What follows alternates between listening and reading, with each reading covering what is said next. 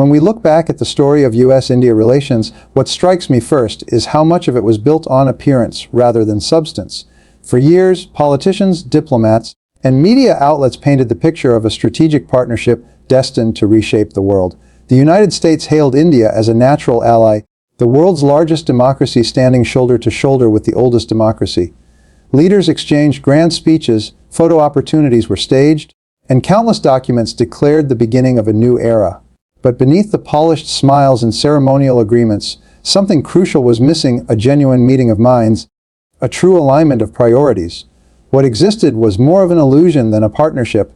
The illusion was compelling because it was wrapped in language that appealed to both sides. To Washington, India represented not only a massive consumer market, but also a potential counterbalance to China. To New Delhi, America symbolized technology, investment, and global prestige. Each side projected what it wanted to see onto the other. The United States assumed India would fall naturally into its orbit, playing the role of a dependable junior partner in its larger strategic ambitions. India, meanwhile, assumed the U.S. would respect its sovereignty and support its rise as an independent power. These assumptions could not coexist for long without colliding. The danger with illusions is that they can blind us to reality. When two nations enter into a relationship based on idealized expectations rather than concrete alignment, disillusionment is inevitable. And the disillusionment here came from a very human miscalculation: the belief that shared slogans like democracy and freedom could override the deeper realities of history, culture, and self-interest. The U.S. thought it was engaging with a pliable ally. India thought it was engaging with an equal. Neither was fully correct. If we examine this psychologically, we can see a pattern that mirrors personal relationships. Think of two people who admire each other from a distance, convinced they are perfect for one another, only to discover that their values clash once they actually live together. The disappointment isn't because one betrayed the other. It is because the initial picture was never accurate to begin with. That is precisely what happened here. The illusion of strategic partnership gave both sides hope, but it also set the stage for inevitable tension when reality surfaced. Philosophically, this teaches us something about power dynamics. Real partnerships, whether between nations or individuals, cannot be built on mere symbolism. They require balance, respect, and an honest acknowledgement of differences. The United States, accustomed to leadership on its own terms, struggled to accept India's fierce independence. India, shaped by centuries of colonial subjugation, could not tolerate even the hint of domination. It was almost inevitable that this illusion would crack the moment either side pushed beyond the surface. And that is why the first rupture in U.S.-India relations was not a matter of oil, trade, or military disagreements. It began earlier, at the very foundation. When the illusion of partnership was mistaken for reality, that illusion was fragile, and once exposed, everything else unraveled with greater speed. The lesson here is clear: relationships built on projection, no matter how glamorous they appear, are destined to collapse under the weight of truth. And the moment the illusion was shattered, the world saw not the rise of a partnership, but the beginning of a fracture that could never truly be repaired. The real question we must ask ourselves is this: how often do we, as nations or as individuals, confuse appearances with substance? Because the cost of that confusion is always the same. The moment of truth arrives, and what once looked like strength reveals itself as weakness. If the illusion of partnership set the stage, then the real breaking point came when trust was tested and found wanting. Trust is not a political slogan, it is the invisible currency that sustains every relationship, personal or international. Without it, agreements become paper, thin, and every promise starts to feel like a veiled demand. What happened between the United States and India was not a single betrayal, but the slow erosion of confidence. A realization on India's part that Washington was less interested in cooperation and more interested in compliance. From Washington's perspective, its requests were reasonable. Don't buy oil from adversaries, don't purchase defense equipment from rivals, open your markets on terms favorable to American companies. But from New Delhi's perspective, these were not requests at all, they were pressures, often dressed up in diplomatic language, but carrying the undertone of command. And India, with its long memory of foreign domination, heard those undertones clearly. The essence of trust is the belief that the other side respects your autonomy. The moment India sensed that autonomy was negotiable in America's eyes, trust began to dissolve. Psychologically, this is very familiar. In any human relationship, when one party consistently tests the boundaries of the other, the result is not closeness but distance. People withdraw not because they reject the relationship itself, but because they reject the feeling of being controlled. Nations are no different. India did not walk away from America's friendship because it despised the United States.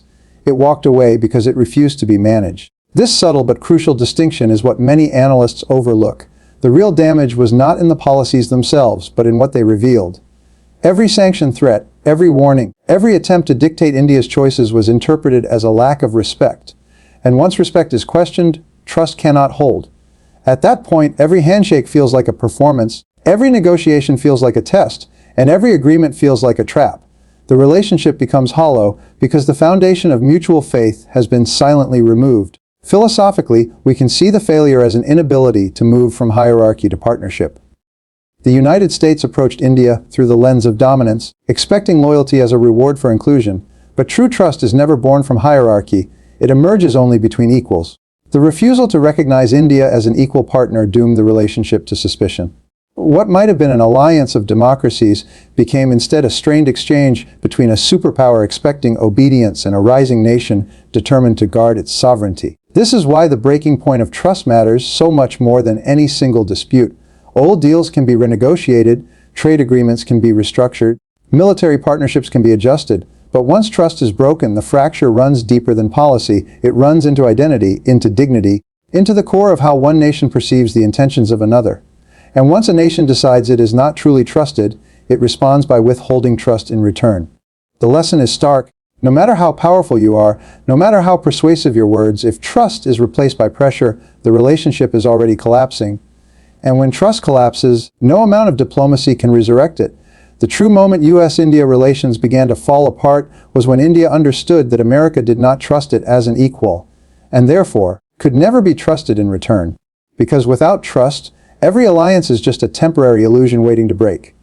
If the erosion of trust created cracks in the foundation, the clash over economic independence is where the fracture became undeniable. Because here, more than anywhere else, India drew a line in the sand. Nations may compromise on rhetoric, they may bend on symbolic gestures, but they rarely compromise when it comes to sovereignty over their own economic choices. And this is precisely where the United States and India collided most visibly, on the question of who ultimately decides the terms of India's economic destiny. For decades, the U.S. operated with a familiar script: partnerships meant access, and access meant influence over trade flows, investment policies, and strategic industries. With many countries, this arrangement worked because they either depended too heavily on Washington or lacked the leverage to resist. But India was a different case. India's history of colonization had left it with a deep cultural memory that economic dependence is never neutral. It is always the beginning of political dependence. To New Delhi, every tariff dispute, every threat of sanctions, every demand to alter its trade policies was not just about numbers on a balance sheet. It was about dignity, the right to chart its own course without interference. Consider the oil disputes that became such a flashpoint. Washington demanded that India cut energy ties with nations the U.S. considered adversarial. India responded not with defiance for its own sake, but with a simple principle: no external power could dictate where it sourced its energy. That was not merely an economic decision, it was an assertion of sovereignty. To yield would have been to announce to the world that India's independence was negotiable. And for a nation that had fought so hard to reclaim that independence in the first place, the cost of submission was unthinkable. Philosophically, this was not just about economics, it was about freedom. True freedom is not merely the right to vote or speak, it is the capacity to make decisions about survival, growth, and prosperity without coercion. Economic autonomy is the foundation upon which all other freedoms rest. Lose that and political freedom becomes hollow, reduced to ceremony without substance. This is why India reacted so strongly to economic pressures. It was not protecting trade, it was protecting its very identity.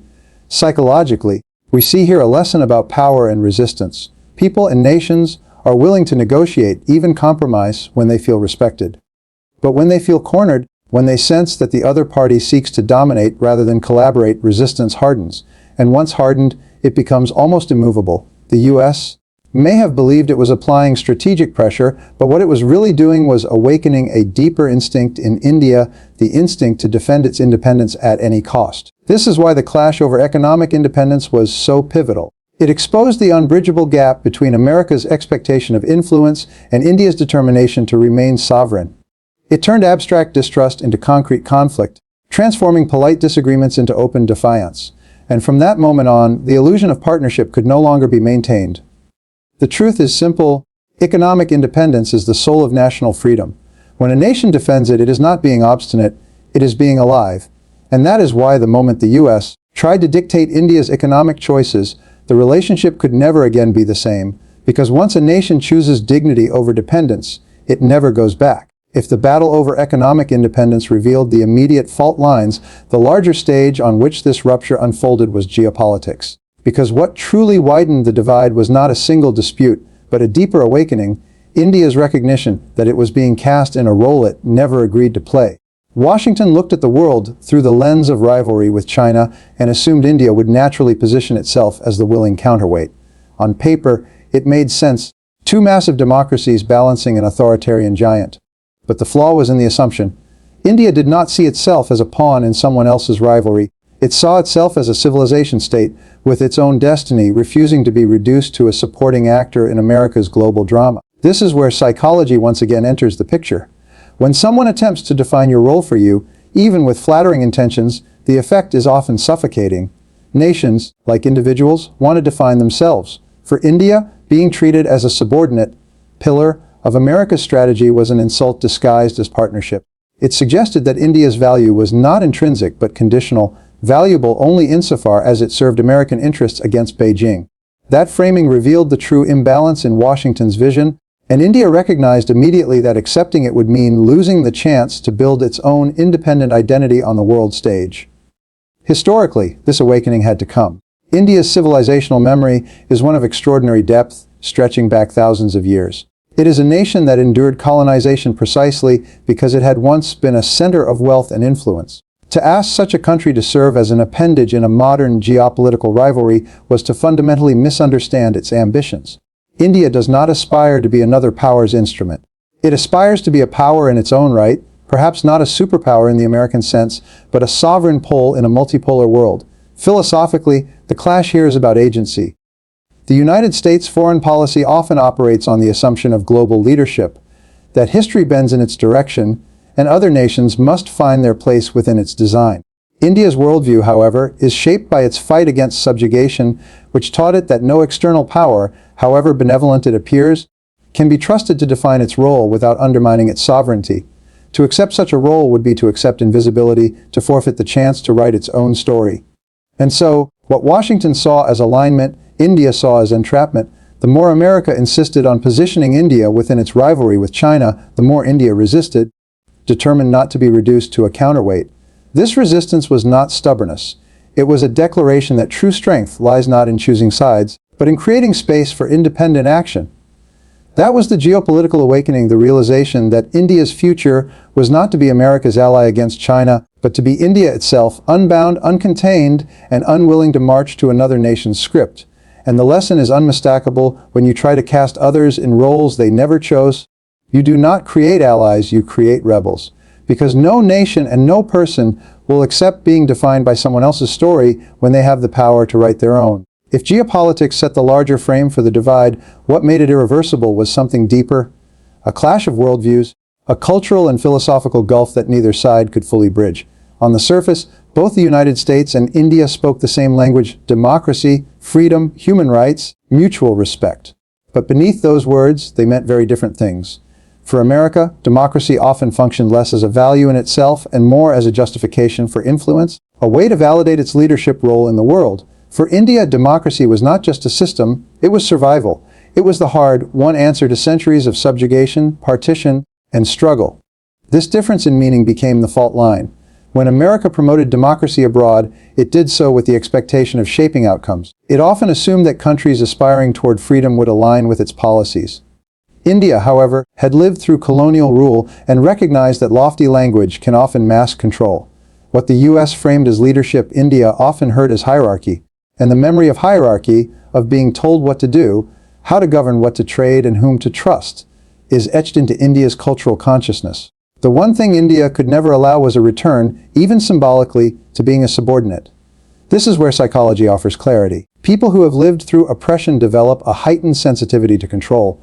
Even subtle gestures, even suggestions cloaked in diplomacy, are quickly recognized for what they are.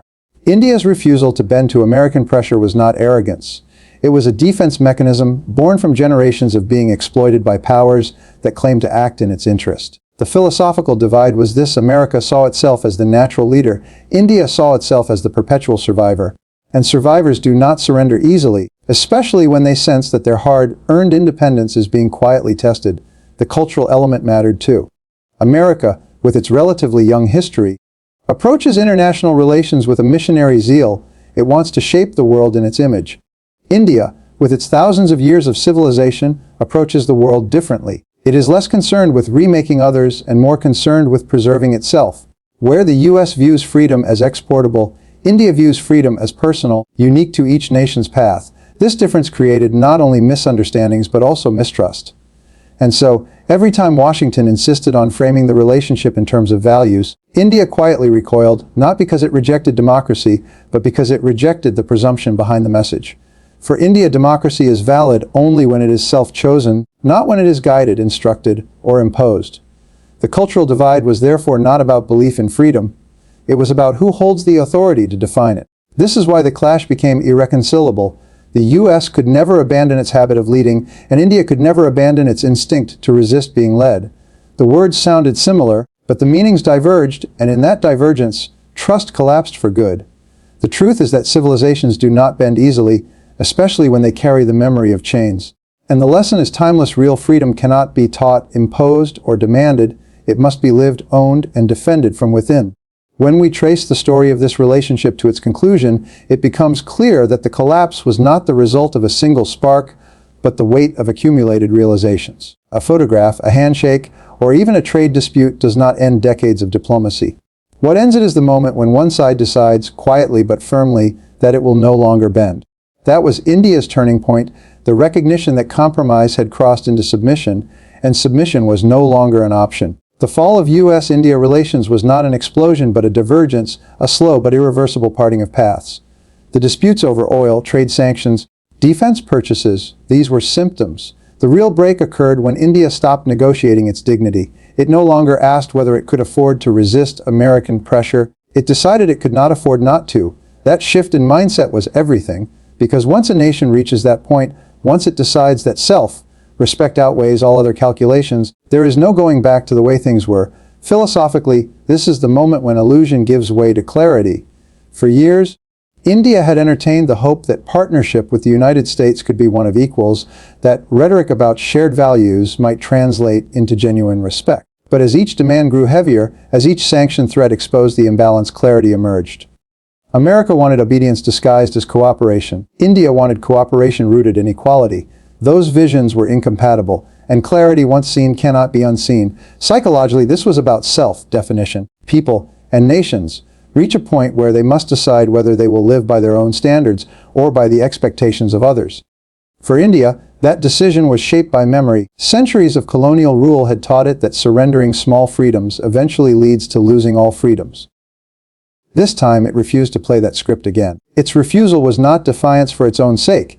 It was survival, the act of drawing a permanent boundary against dependence. What makes this moment decisive is that it was not transactional. It wasn't about a single deal or a temporary disagreement. It was existential. Once India chose to privilege sovereignty over alignment, the relationship with the United States shifted forever. That choice was not loud, not theatrical, but it was final. The partnership that once appeared destined to grow stronger instead revealed its limits, and those limits could not be undone. This, then, is the true moment U.S.-India relations fell apart, not when the first dispute arose, not when the first sanction was threatened, but when India resolved that self-respect was non-negotiable. From that moment forward, every interaction carried a different tone. The smiles remained, the summits continued, but beneath them lay an unspoken truth. The relationship would never again be one of trust. And here is the lesson that extends beyond politics. Dignity is the line that no nation and no person can cross without losing themselves. Once you choose to stand for it, you may lose partnerships, you may lose favors, but what you gain is priceless, the unshakable strength of knowing that you are no longer defined by anyone but yourself.